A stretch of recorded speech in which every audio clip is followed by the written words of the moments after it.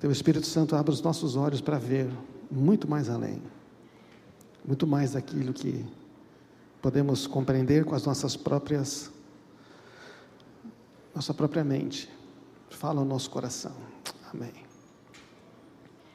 Vamos falando sobre nova aliança e vamos lembrar hoje do que aconteceu nesta data.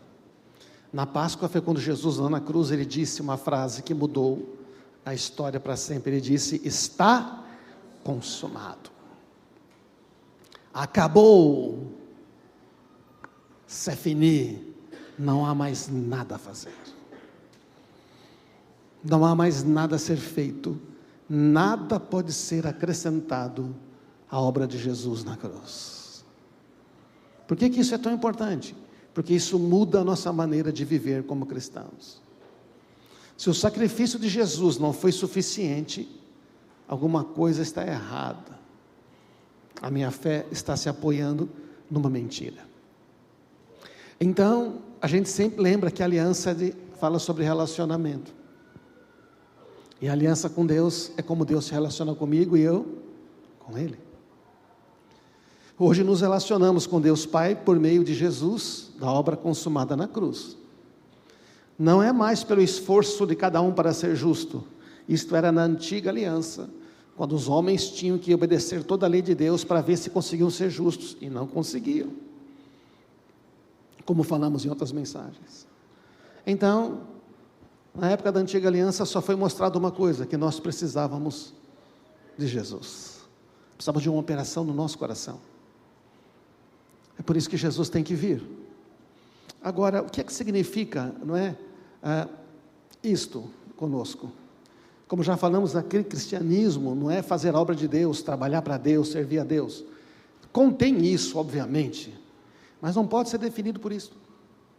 Você não pode definir cristianismo como aquilo que você faz para Deus. Você tem que definir cristianismo por quem você é para Deus. Então, o cristianismo é um relacionamento com o Pai por meio de Jesus. Ser cristão é ser filho de Deus e viver como um filho nessa terra aqui. Para pensar. Todo o poder necessário para você viver uma vida como filho de Deus nessa terra foi dado por Jesus na sua morte e ressurreição, porque Ele disse: está consumado. Porque Deus, o Pai, não vai pedir algo para nós que Ele nos deu o poder de executar, ou fazer, ou ser. Mas tudo começou lá, como nós falamos na ceia, quando Deus resolve ter uma família, com muitos filhos. Família para Deus é relacionamento, família para Deus é vínculo. Família para Deus são pessoas que se importam umas com as outras. E Deus, nosso Pai, nos criou para estar sempre na sua presença. Você pode descobrir isso lá no Gênesis, porque lá no Gênesis, o que acontece? Lá no Gênesis, Deus planta um jardim. Diz que, sabe, você já leu o texto de Gênesis? Não projetei aqui, mas Deus plantou um jardim, foi Ele mesmo que plantou. Ele mesmo plantou o jardim, chamado paraíso, Éden. Eu gosto de chamar do jardim da presença de Deus, porque lá o homem vivia com a sua esposa e Deus conversava com eles. Vinha sempre no final da tarde conversar presencialmente. O jardim do Éden era um lugar onde o natural e o sobrenatural se encontravam. A gente não consegue imaginar realmente isso, mas é nesse jardim da presença que é um lugar de intimidade, é um lugar de conversa, é um lugar de relacionamento, é um lugar de liberdade, é um lugar onde tinha provisão plena, não faltava nada, era um lugar onde não havia medo nem vergonha. Já imaginou se a terra fosse um lugar assim? Fala a verdade, não seria maravilhoso?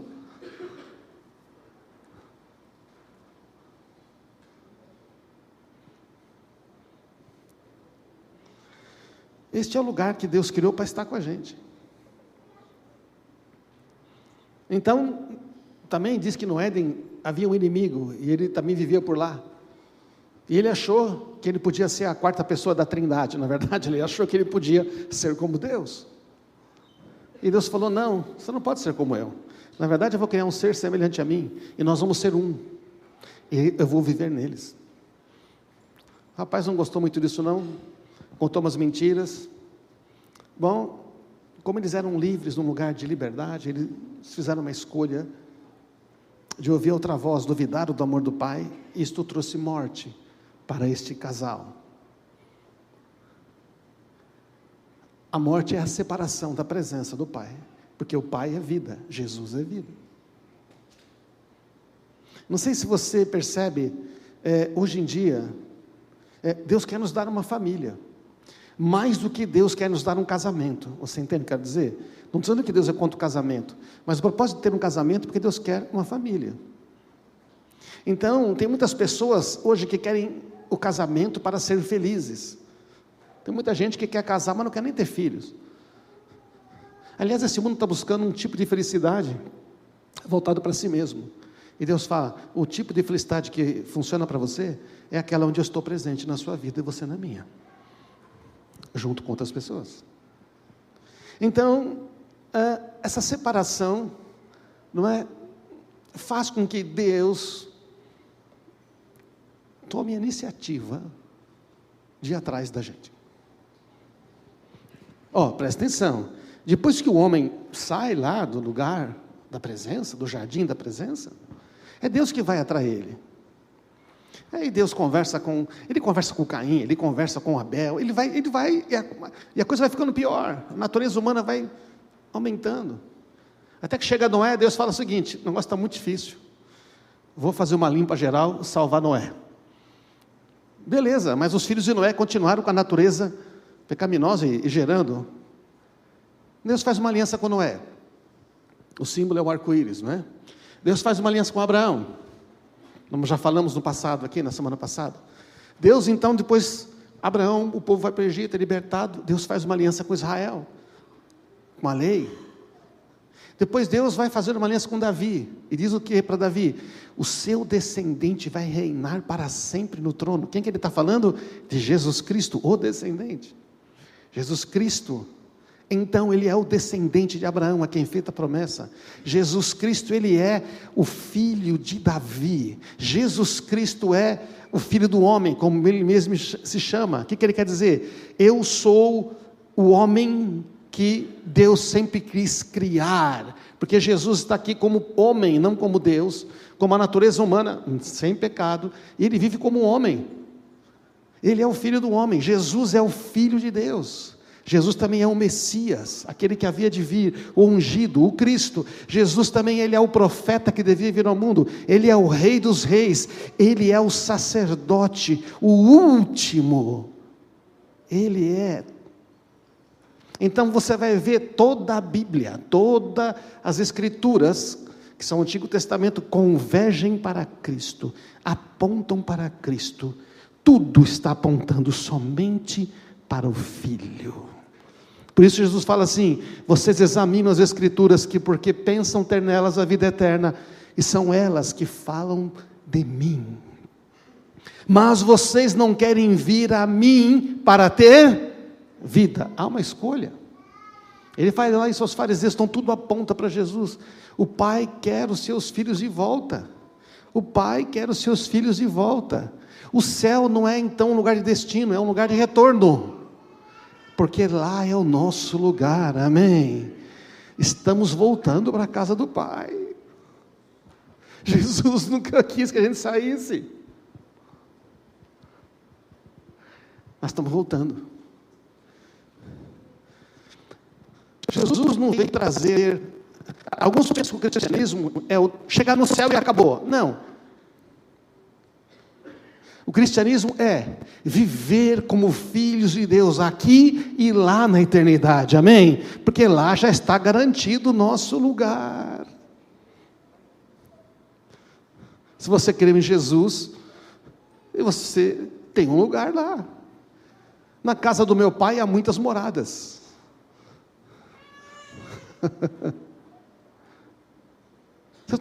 Ei, Sempre teve muitas moradas na casa do Pai. Então, está dando para entender? Na casa do meu Pai tem muitas moradas. Se não fosse assim, eu teria dito, disse Jesus. Vou preparar lugar para vocês. E quando tudo estiver pronto, eu vou voltar para buscá-los, para que estejam sempre comigo onde eu estiver. Não os deixarei órfãos, voltarei para vocês.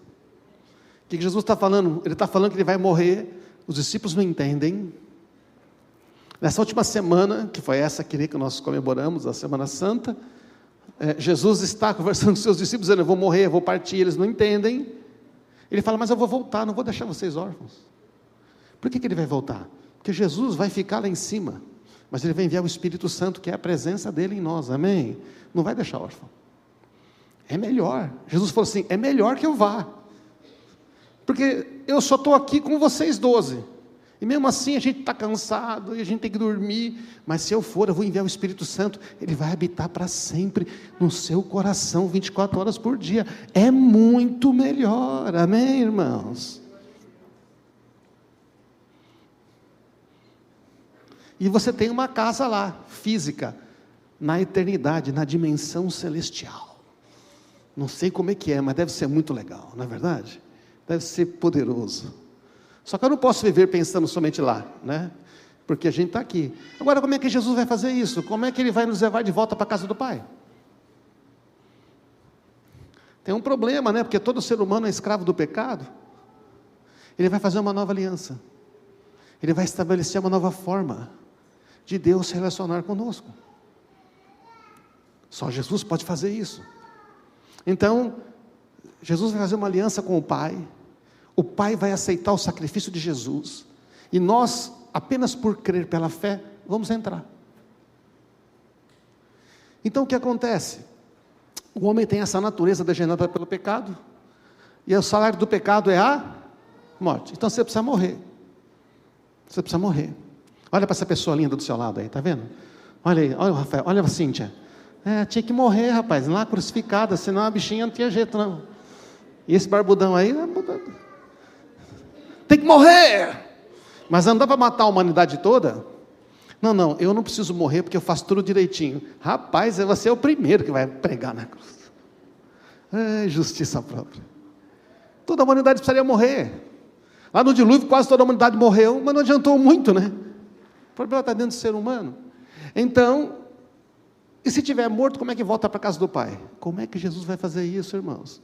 Jesus morreu uma morte diferente. Ele não morreu qualquer morte. Esta é uma chave. É isso que estamos celebrando hoje. A Páscoa. A ceia fala de uma morte diferente. Jesus vai morrer uma morte diferente. Jesus está então ali conversando em João 12 com os discípulos, e tem os fariseus, toda aquela multidão em volta dele. Então Jesus diz assim, meu coração agora está perturbado, e o que direi? Pai, salva-me desta hora. Não, eu vim exatamente para isto, a esta hora. Jesus está falando que ele vai morrer, ele vai sofrer. Ele está dizendo, e meu coração está perturbado. Gente, olha que interessante. Jesus está dizendo, está difícil aqui para mim, porque eu sou ser humano agora, eu tenho carne e osso, eu sinto as coisas. A gente não quer. Quantos gostariam de dizer, não, eu quero voluntariamente ir para a cruz, ser rejeitado? Não dá. Jesus fala, mas eu vim para esta hora.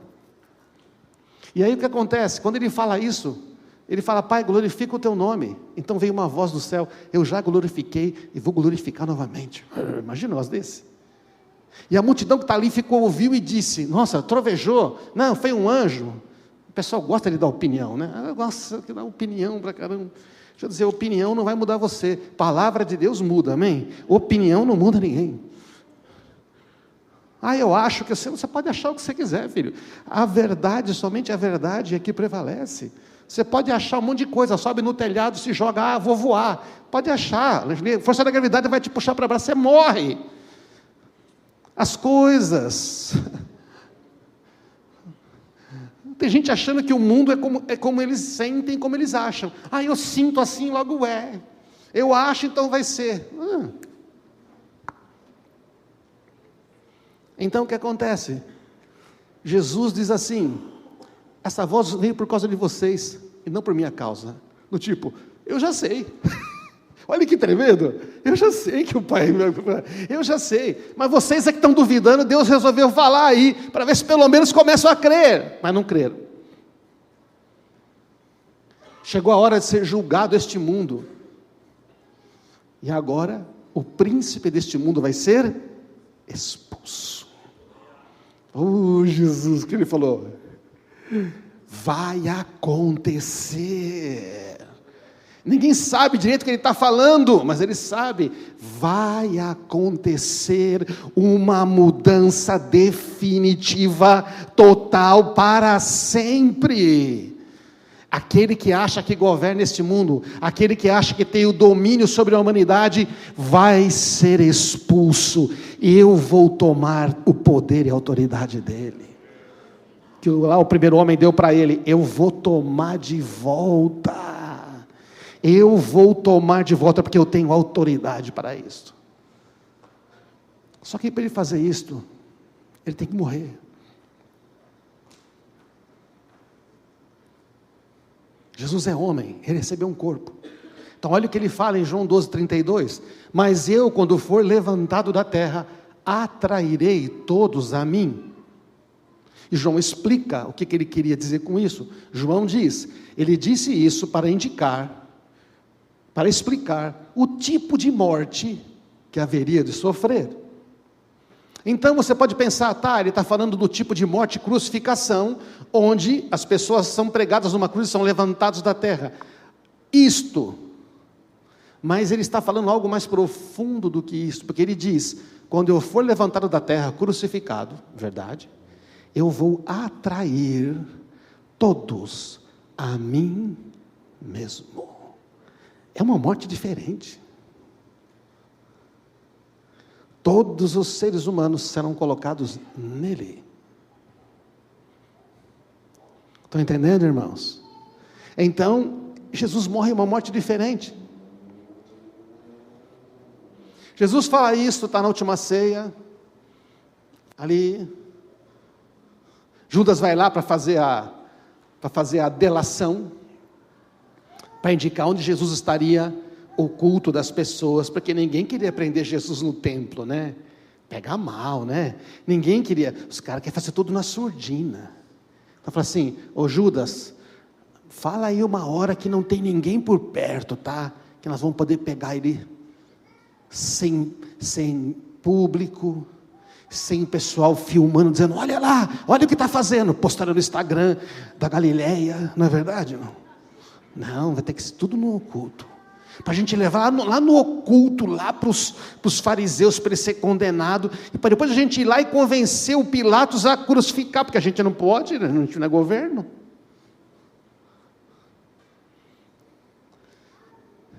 Jesus vai para o jardim do Getsemane, o jardim da pressão.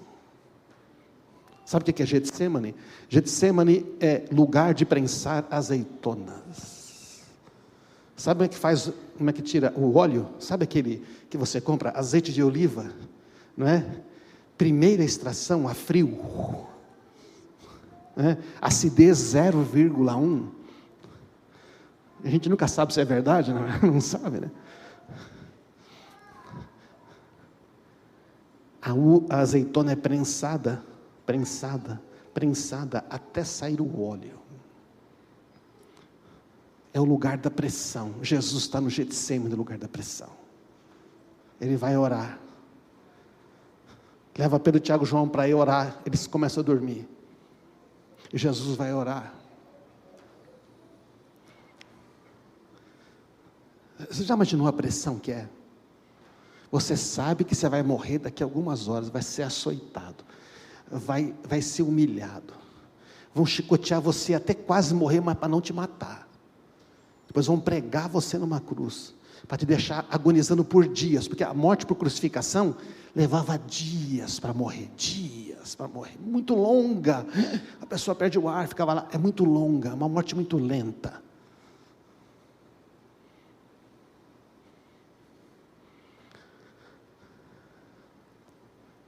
Nessa época, muitos já haviam abandonado Jesus. Quando ele faz o discurso, eu sou o pão da vida, quem não come a minha carne, bebe meu sangue, não tem parte comigo. Muitos falam, esse discurso é difícil, hein? Não, sei não, só vou continuar seguindo esse Jesus aí, não. Muitos abandonaram. Jesus sabia que Judas ia traí-lo. Jesus sabia que Pedro ia negá-lo 3 vezes. E que todos os demais discípulos iam abandoná-lo. Jesus sabia que os líderes judeus estavam tramando para matá-lo, porque estavam com medo de perder a sua posição. A religião gosta da posição. A religião gosta da preeminência do primeiro lugar. Por isso que no nosso país tem registro de pastor que manda mandar pastor. O pastor encomendando assassinato de pastor é uma coisa horrível. Porque tem poder. Parece coisa de louco. Mas isso não é Deus. Ele seria condenado pelo Império Romano. O Império Romano não quer problema com os judeus. O Império Romano não quer, ele quer paz e ordem ali, ele quer manter. O que tem que fazer? Tem que matar alguém? Ele mata. Pode matar. Quer Barrabás ou quer Jesus? Ele mata Jesus. Amém, irmãos? O governo quer ficar o pessoal do governo quer ficar no poder. Não interessa o que ele tem que fazer, quer ficar no poder. O que tiver que fazer, ele faz, contanto que ele fique no poder. Qualquer governo humano, tá certo, irmãos? Então estão todos do mesmo lado. Direita, esquerda, centro, meio centro. E do outro lado tem o reino de Deus. Então, Jesus está enfrentando, ele está só. Ele sua gotas de sangue. Diz que Deus manda um anjo para confortá-lo. Ele está suando gotas de sangue. Ele fala para os amigos, vocês não podem orar comigo uma hora? Não consegue. Ele fala, Pai, se for possível. Será que tem um jeito? Eu sei que está meio em cima da hora. Se for possível. Mas seja feita a tua vontade. Jesus foi obediente até a morte de cruz. Pouco antes ele falou, quando estavam brigando ali, né? Pedro decepa a orelha do servo, sumo sacerdote. Jesus cura, quando ele foi preso. Jesus fala assim, se eu quisesse, eu pedia agora uma legião de anjos. Meu pai mandaria e esse negócio estava resolvido.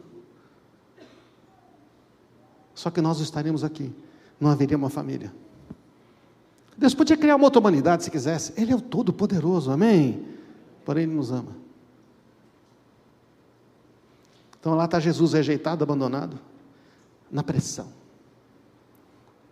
Então assim, Ele sabe o que a gente passa. Ele sabe a dor numa injustiça. Ele mais do que tudo sofreu, foi tentado. Nós não conseguiríamos, mas Ele conseguiu. Jesus obedece até o fim porque Ele nos ama.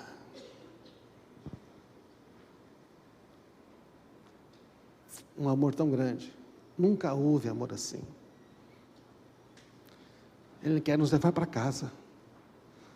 Ele falou, Pai, o Senhor quer isso de volta, eu também quero. Jesus é crucificado entre 2 ladrões. Se você vai ler João, você vai ver todas as escrituras se cumprindo. Tudo que está escrito no Salmo sobre Jesus se cumprindo. Foi lá entre os malfeitores, tudo se cumprindo. Palavra por palavra. Primeira coisa que Jesus fala na cruz, Pai, perdoa porque não sabem o que fazem. Se eu tivesse lá, acho que se alguém tivesse lá ouvindo, ia dizer o seguinte, não, eles estão sabendo que estão fazendo sim, eles estão fazendo de propósito, eles sabem que estão fazendo.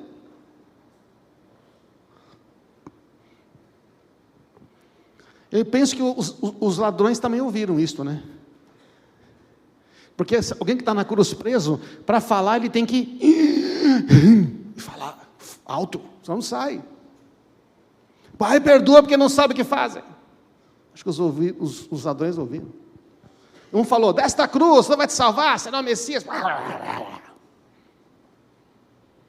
O outro fala, Para com isso.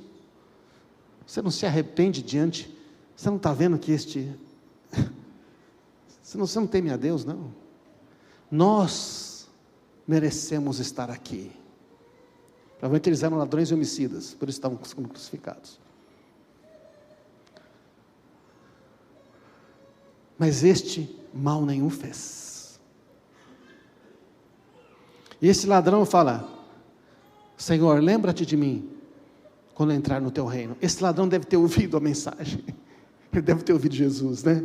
Porque ele falou reino, sabia que ele tinha um reino, ele já teve ouvido a mensagem do reino, ou alguém falou para ele.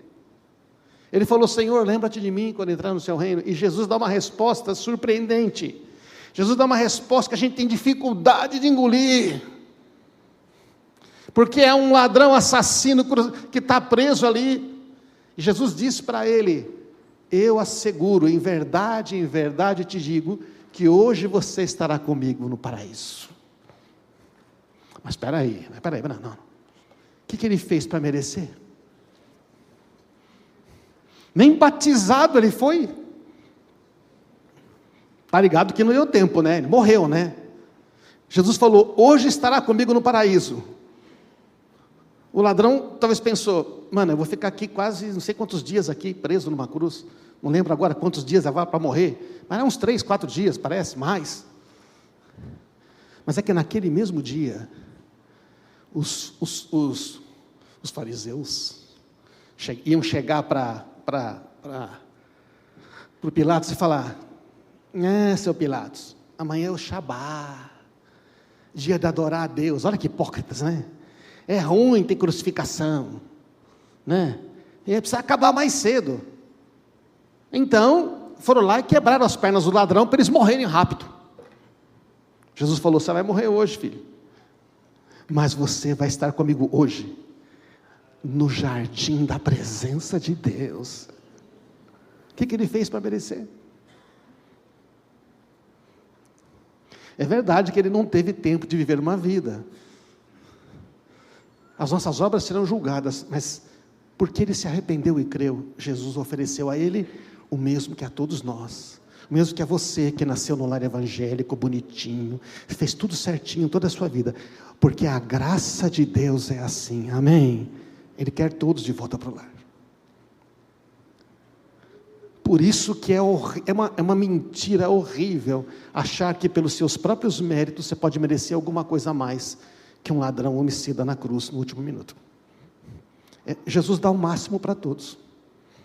Dá para aceitar isso, não? Dá para aceitar? Não dá porque a gente não quer perdoar a ofensa do nosso irmão, da pessoa que não gostou da gente, a gente fica segurando. Jesus falou: não, abre mão. Podia não ter essa parte, mas está lá na Bíblia. Você quer entrar no meu reino? Você reconhece quem eu sou? Tá, então você vai. E depois Jesus vai dizer: meu Deus, por que me desamparaste? O que ele está dizendo com isso? Ele está sentindo o peso dos pecados.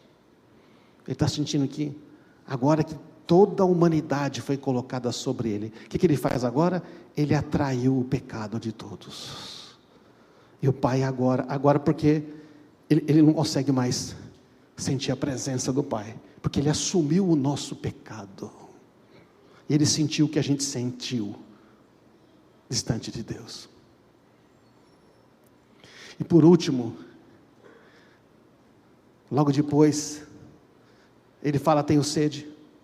Dá um vinagre com fel para ele, ele prova, mas não bebe, porque o vinagre com fel seria um narcótico, ele fica entorpecido, ele se recusa a ficar entorpecido, ele prova, mas não bebe, e ele diz assim: tetelestai, que significa está consumado, e imediatamente ele entrega o espírito e morre. Este verbo no grego diz,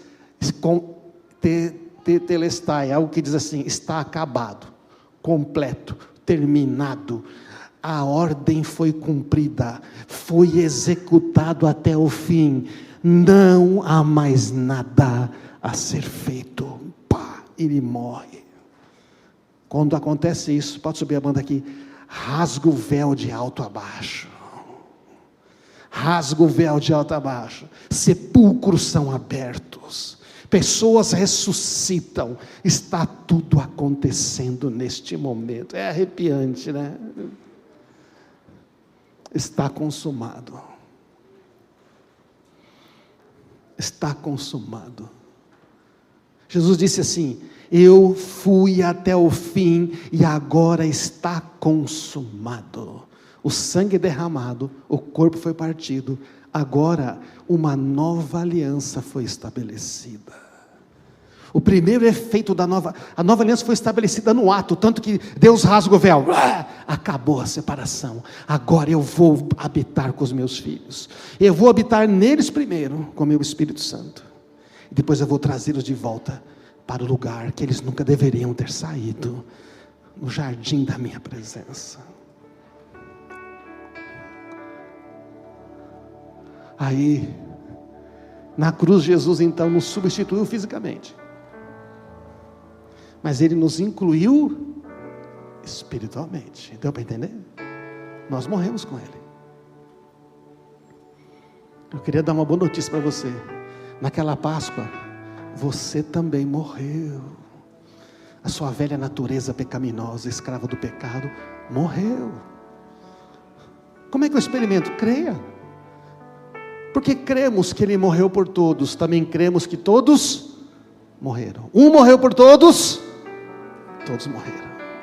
Lembra que tinha que morrer toda a humanidade? Morreu assim. Foi uma morte especial, não foi qualquer morte. É uma morte diferente. E Ele morreu por todos para que os que recebem sua nova vida, recebe o quê? Uma nova vida. Porque quando você fala morte, você fala ressurreição. Quando você fala morte, você fala vida. Primeiro morre, depois vive. Para que não vivam mais para si mesmos, mas para Cristo, que por eles morreu e ressuscitou. Você está ligado no que aconteceu? Quando Jesus atraiu a gente lá na cruz, nos uniu com Ele, nos uniu na sua morte, mas também nos uniu na sua ressurreição, porque não nos deixamos de ficar unidos, não nos uniu mais. Jesus se torna homem, se une a nós, e nós nos unimos a Ele. Aí Ele recebe toda a injustiça, e nós recebemos dele a sua justiça. Ele se faz impuro, e nós nos tornamos santos. Fomos justificados. Sabemos que a nossa velha natureza humana foi crucificada com Cristo. Diga amém. Foi, está no passado, para que o pecado não tivesse mais poder sobre a nossa vida, e dele deixássemos de ser escravos. Pois quando morremos com Cristo, fomos libertos do poder do pecado. Viu que morte especial que Ele morreu? Quando nós morremos com Ele naquela cruz, também morreu. Mas peraí, eu pensei que era o pecado que ia morrer. Não, o pecado está aí neste mundo, nós é que morremos para ele. Sabe o que é o poder que um pecado tem sobre o morto? Nada, porque o morto não reage. Então para o pecado nós estamos mortos, mas para Deus nós estamos vivos. Por isso nós ouvimos e seguimos o Espírito de Deus. Por isso nós experimentamos morte e vida. Nós é que morremos. Morremos para este mundo, morremos para as paixões desse mundo, morremos para os desejos deste mundo, morremos para... E uma vez que morremos com Cristo, cremos que também com Ele viveremos.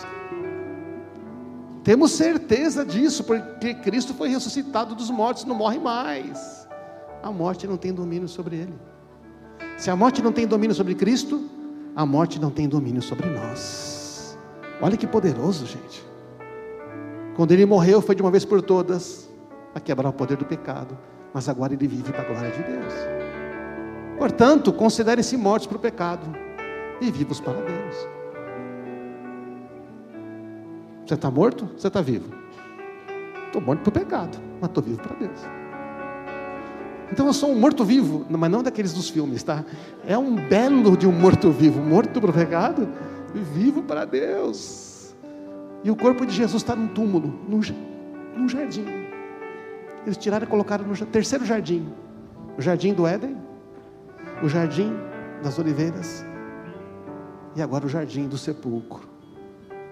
Enquanto o corpo de Jesus está morto no jardim, ele está vivo no mundo espiritual, e ele desceu até a mansão dos mortos, até o Hades, meteu a porta no pé da casa do capeta e falou: você não é mais dono deste lugar, dá aqui essas chaves, agora eu governo e eu reino para sempre. Amém? Pode aplaudir a ele.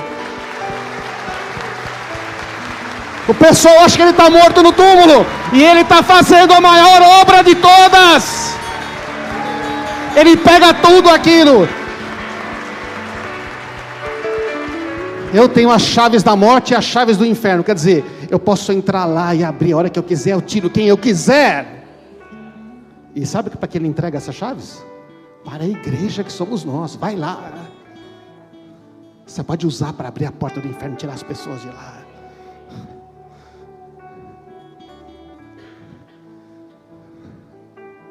É esse que Jesus fez. Lá fora o pessoal pensa que ele está morto no túmulo, mas ele está fazendo a redenção. Então ele ressuscita. Lá no jardim do sepulcro, que na verdade eu prefiro chamar de jardim da ressurreição. Porque no domingo de manhã foi lá as Maria Madalena, foi a Maria, elas foram lá para embalsamar o corpo de Jesus. Chega, não tem corpo, a pedra está removida, os soldados fugiram. Não tem corpo, tem os lençóis. Roubaram o corpo de Jesus, roubaram, não é possível, roubaram. João também vai lá, Pedro olha. Ele falou assim: é gozado que roubaram, porque tem um lenço que cobriu o rosto, está dobradinho aqui do lado. Está dobradinho aqui do ladinho. E o que rouba o corpo e tirar as faixas? É meio louco, né? Então eles entenderam.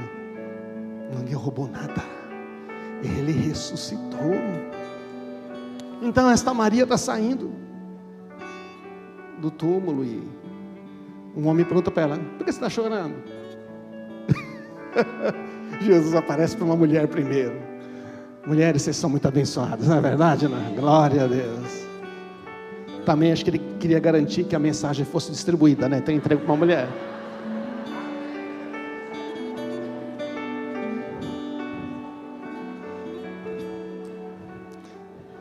É a mulher que sente a dor. Toda a humanidade nasce do ventre de uma mulher. A mulher sente mais dor quando alguém morre do que os homens, que passou por ela. Ela fala: Senhor, sabe onde puseram? Pensou que era o jardineiro. Pensou que Jesus era o jardineiro, está no jardim. Ele fala: Maria.